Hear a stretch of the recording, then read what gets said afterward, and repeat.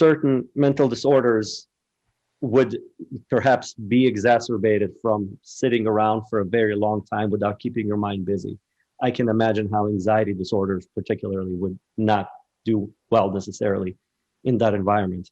And at the same time, I don't know about all blue collar work, but at least in my experience with truck drivers, there is still a certain level of stigma and aversion to therapy, to seeking help, not necessarily seek help as in you're crazy, go get help, but more like this person might help you organize your thoughts better. You know, you might be able to prioritize properly. It's worth seeing that person.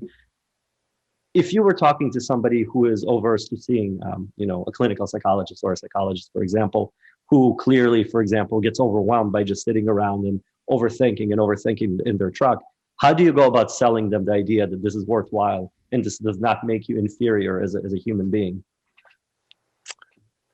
Oh, boy, you're asking some really wonderful questions here.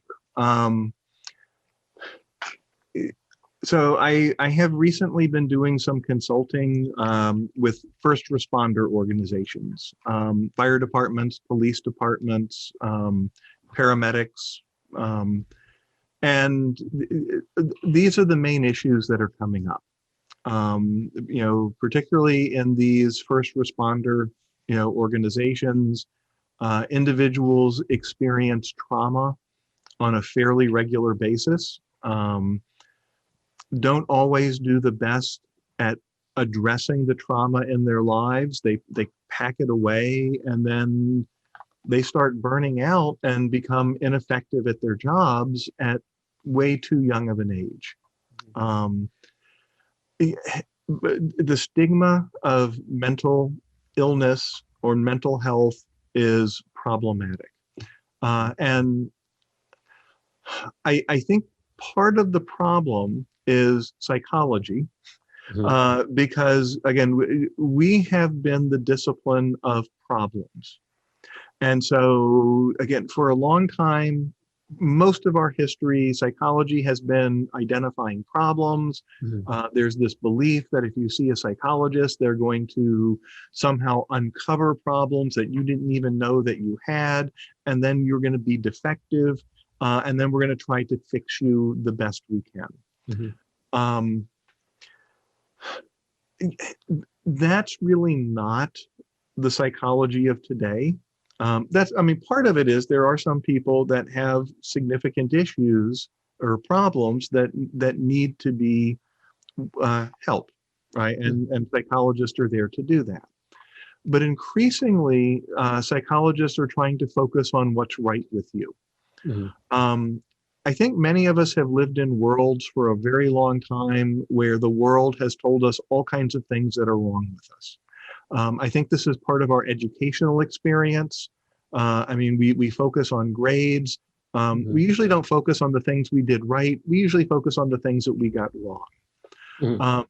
For people who are playing sports, coaches are really good at pointing out our deficits and our flaws. We go to work, people are good at pointing out our deficits and our flaws, in maybe even some of our relationships, right? Their relationships are pretty good at pointing out our deficits and our flaws. More and more psychologists, though, are talking to people about what's right with them, right? And so too often we get into these situations where we start thinking something's wrong with me, there are problems, we obsess on those problems.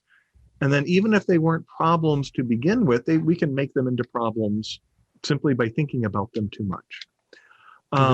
But more and more psychologists are saying, let's figure out what's right with you and then use what's right with you to help you cope with some of the problems or issues that you might be facing.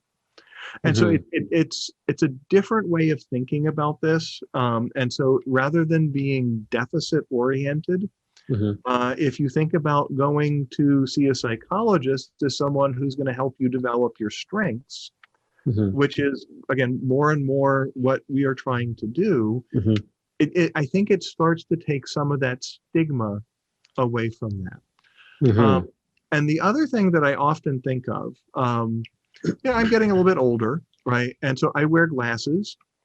I now have hearing aids, and I have high blood pressure. Right?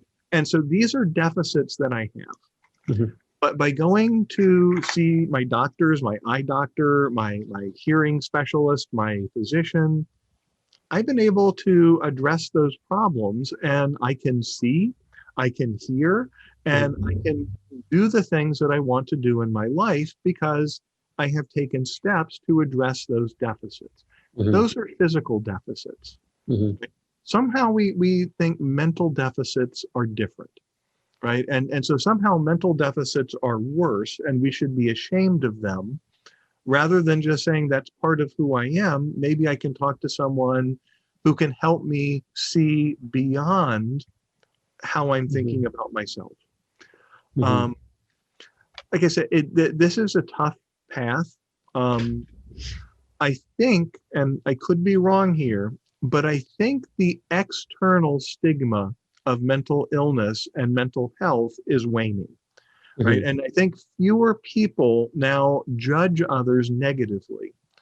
The problem is more of that internal stigma, Mhm. where it's not, oh, I'm afraid of what the world is going to think of me. It's, I'm ashamed that I'm having this and I can't let anybody else know. And if I don't admit it, then maybe it'll just go away. Okay. But Yeah. it usually doesn't. And Mm. what happens is it gets worse. Mhm. And then it gets to a point where rather than, I wouldn't say an easy fix, but an Mhm. easier fix early is much more effective than trying to do something more dramatic at a later date Mhm. when problems are much worse. Yeah, when I talk to people, because I've always been a very big proponent of, like I said, see help if you need help. I think people interpret it as just as not a lot, all people, but a lot of people who don't know that much about psychology and that whole process. It's if you're going to see somebody, it means you're sick in the head. That's the term that people think of. To me, I always saw it as you don't necessarily have to have borderline personality disorder or bipolar disorder or something like that to see somebody. It may mean that you're just not very good at organizing the way you should be structuring your day. And that's really Mhm. as simple as that. I think if we promote that idea to people more, it's basically you're learning how to construct things better. You're not really necessarily, if you go to a psychiatrist because you have a severe disorder, you get medication, that's a different situation. But if there is really nothing like that going on, it still may be worthwhile to go in because I don't understand personally why people have the thought in their head that I should just be inherently really good at organizing and managing my time. Like, where would that have come from unless your parents were extremely, extremely sophisticated in raising you in the way that is super efficient? I don't understand where this would come from on its own. Like, why would that just be present?